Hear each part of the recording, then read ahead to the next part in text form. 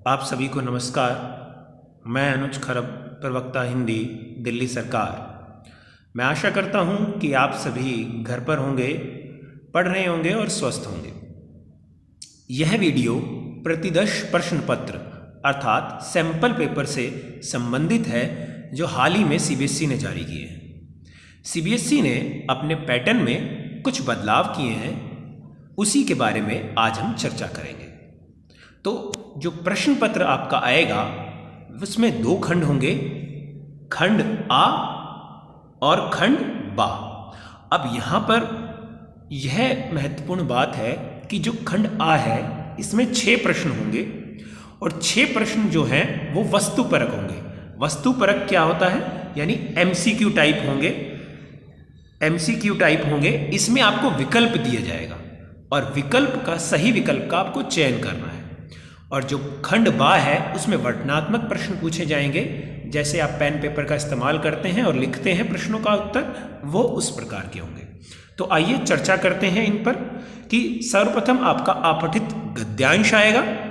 यह 10 अंक का होगा और ये 10 अंक में 10 प्रश्न पूछे जाएंगे और यह एमसीक्यू आधारित होंगे, जिसमें आपको विकल्प दिए जाएंगे और सही विकल्प का आपको चयन करना है।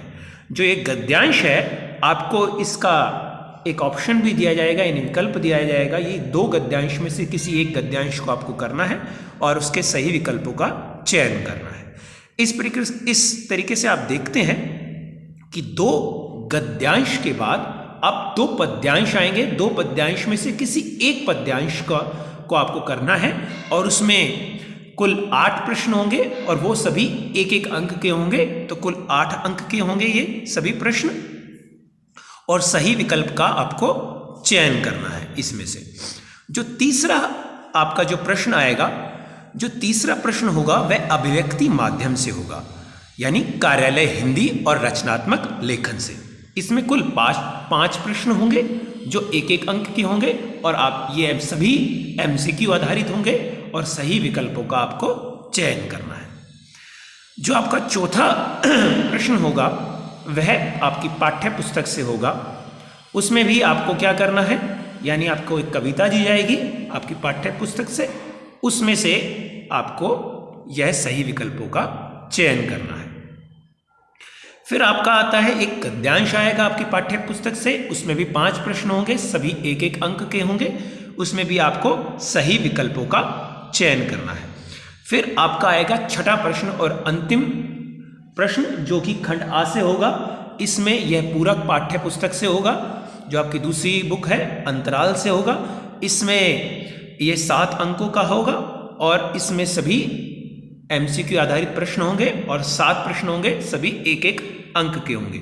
तो इस प्रकार आपने देखा कि कुल 40 अंक के जो प्रश्न हैं खंड आ में, वह एमसीक्यू आधारित होंगे, यानी कि वस्तुपरक होंगे, जिसमें से सही विकल्प का आपको चयन करना है। फिर इस तरीके से आप देखते हैं जो खंड बा है वो वर्णनात्मक प्रश्न पर आधारित होगा। इसमें सर्वप्रथम आपसे एक रचनात्मक लेख होगा जो कि 5 अंक का आएगा। इस 5 अंक में 3 विषय दिए जाएंगे आपको और किसी एक विषय पे आपको लिखना होगा और जो विषय आप लिखेंगे उसके अंकों का विभाजन इस प्रकार होगा कि 1 अंक की भूमिका और 3 अंक की विषय वस्तु होगी उसकी, और भाषा के लिए 1 अंक होगा।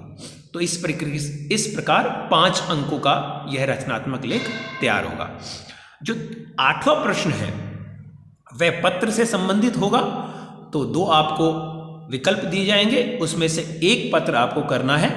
उसके लिए अंकों का विभाजन इस प्रकार होगा कि आरंभ और अंत के लिए 1 अंक, विषय वस्तु के लिए 3 अंक और भाषा के लिए 1 अंक। तो कुल 5 अंकों का यह पत्र होगा जो आपको करना होगा। अब आप देखेंगे कि जो प्रश्न 9 है उसमें यह रेडियो के संदर्भ में श्रव्य माध्यम यानी अभिव्यक्ति माध्यम से दिए जाएंगे आपको। तो आपको इसमें एक प्रश्न 3 अंक का होगा और दूसरा प्रश्न 2 अंक का होगा। तो कुल 5 अंक के आएंगे ये 2 प्रश्न और इसमें भी आपको विकल्प दिए जाएंगे, किसी एक को आपको करना होगा। जो 10वां प्रश्न है वह भी अभिव्यक्ति माध्यम से संबंधित होगा।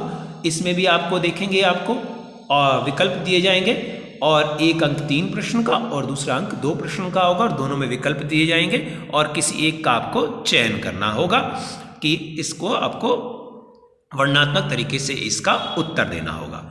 अब जो अगला 11वां प्रश्न है वह आपकी पाठ्य पुस्तक से संबंधित होगा, यानी कविता से संबंधित होगा। पहला, इसमें से 3 आपको प्रश्न दिए जाएंगे। किसी 2 प्रश्नों के उत्तर आपको लगभग 50 से 60 शब्दों में लिखने होंगे और यह दोनों प्रश्न 3-3 अंक के होंगे और इस प्रकार कुल यह 6 अंकों का होगा।